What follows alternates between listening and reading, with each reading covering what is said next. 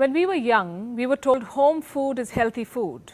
Then sometime around the 90s came a breakfast revolution. Corn flakes made their way to our tables. This was the new healthy.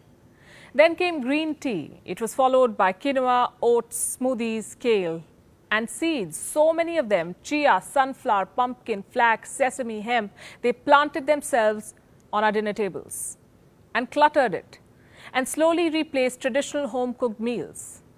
That's okay, we were told. It is healthy. Enter 2020, the Wuhan virus pandemic. Soon healthy alone was marketable enough. Immunity became the new sales pitch. So laddus, milkshakes, ice creams, everything started promising immunity. Hello and welcome to Gravitas Plus. I'm Palki Sharma Upadhyay. I'm not a doctor, but here's what I am. Logical. My logic and experience tells me that we are being fooled in the name of health and wellness. Why don't you open your Instagram?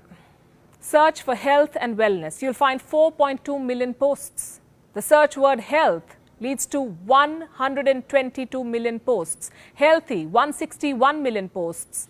Healthy living, 30.5 million. Did you know that Pinterest now has a category called protein? That's the level of obsession with the idea of health. I'm all for being healthy. What I'm against is the flawed idea of health, the one that Instagram teaches us. We are told slim is healthy and healthy is slim. You see, we humans have never been more insecure about our bodies than we are today. And this mindset is not helping us. The only thing it's helping is the market. The global health and wellness industry is currently worth $4.2 trillion. It represents 5.3% of the global economic output. How did it get here? By selling us shortcuts to becoming healthy. Let me give you an example. Green tea, the highest selling wellness product. As of 2019, the global green tea market was worth $18.4 billion. This tea is considered the elixir to health. 3 cups of green tea a day and you're superhuman. You can burn fat, prevent diabetes, improve your brain functions and prevent cancer. Really? If green tea could prevent cancer, our cancer researchers would be vacationing in Tuscany with a glass of fine red wine. Green tea cannot make you lose weight. Trust me, I've tried it. What it can do is improve your metabolism, which, by the way, almost any tea can. Black, blue, oolong, matcha, English breakfast, Earl Grey, Duke of Northampton. Coming to green tea's antioxidant properties. Well, science says that the theaflavins in black tea and the catechins in green tea are equally effective. So should you drink green tea? Sure, but don't count on it for losing weight. Here's what else you should not count on. Gluten-free. These products are such a fad. Wellness bloggers tell us that gluten-free is the secret to becoming healthy. What does science say? Gluten is a mixture of proteins like gliadin and glutenin. Where is it found? In carbohydrates, wheat, barley, rye. Are any of these bad for our health? No, they aren't. There is no need for us to buy gluten-free products unless we have celiac disease or are gluten sensitive. Less than 5% of the UK's population has problem with gluten, but 12% of the population has gone gluten-free. Celiac disease affects roughly 1% of the American population, but 20% of America is trying to eat gluten-free. Is it helping in weight loss? The answer is simple. Losing weight is a game of calories. You need to burn more than you consume. You need to reach a calorie deficit, which you can by eating junk, fried food, McDonald's, pizzas, cookies, Peking duck. As for health, gluten-free is not helping us. It is taking away the much-needed carbs. Who is it helping? An average gluten-free product is 242% more expensive than their variant that contains gluten.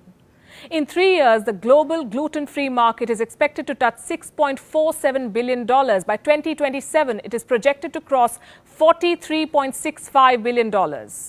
Here's what else is fooling us. These cartons.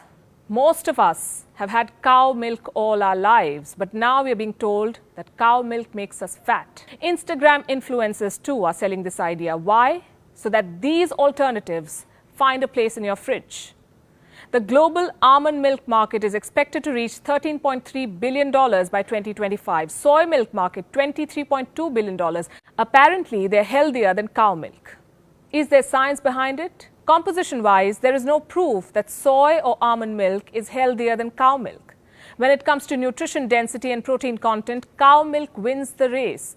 Clearly, this is the healthier option. There is no need to pick up that soy or almond milk carton unless you are vegan or lactose intolerant. Here's another product, protein powder. These tubs are as heavy as dumbbell and they cost as much as gold. YouTubers say, go for it. It's worth the investment. Well, they are being paid to say so. But why are we drinking these?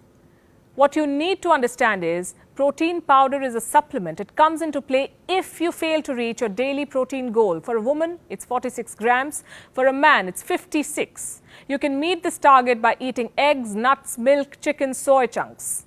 And even if you do not hit that 46 or 56 gram mark every day of the week, you'll not be prosecuted. There is no need to spend a fortune on these protein powders. That is, unless you want to contribute to its $5.28 billion market. Those selling protein powders will not tell you about the risk associated with it. What are its long-term effects? No one knows. These products are too new. Here's what else is not necessarily healthy.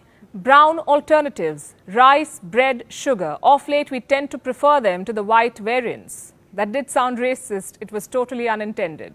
Nutrition-wise, the difference between brown rice and white rice is negligible. MRP-wise, the difference is hefty. You know what else is not your health BFF? Healthy snack, low-cal, fat-free, baked not fried, air-fried, cholesterol-free. None of these claims matter. Ingredients do. Many low-fat snacks have added sugar. They hide controversial ingredients under technical names. I'll give you examples. In Europe, it will be hard to find MSG on ingredient list. It will be masked under E621. Carrageenan will be called E407. If you read these ingredients carefully, you will also find that many ready-made yogurts have as much sugar as a candy bar.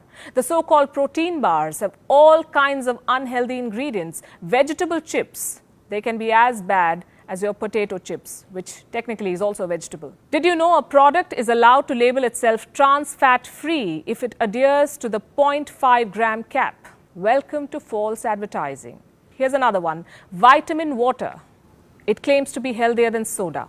Vitamin plus water equals to all you need. What most of us need is a reality check. Each bottle of vitamin water contains 8 teaspoons of sugar. Advertisement, packaging, advice, they can all be bought. Turns out studies too are up for grabs. Did you know that the sugar industry funded a research that downplayed the risk of sugar and painted fat as the devil? This was in the 1960s.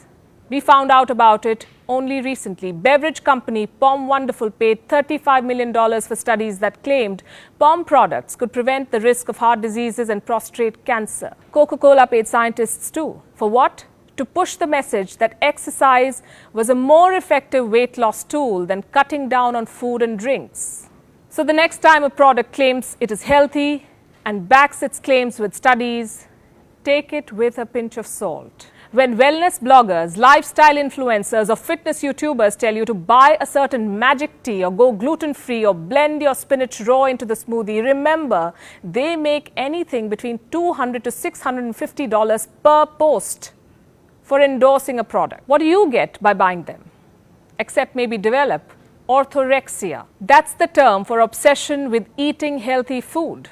You see, social media and its target marketing is a danger to public health. A lot of us have fallen for it. Many of us have recovered. Years of healthy food obsession and spending a fortune later, here's what I have concluded. Home food is health food. Home food is the only tried and tested superfood. If you want to lose weight, aim for a calorie deficit. If you want to be healthy, eat a balanced diet. Remember, food is not your enemy. Self-doubt and false advertising are.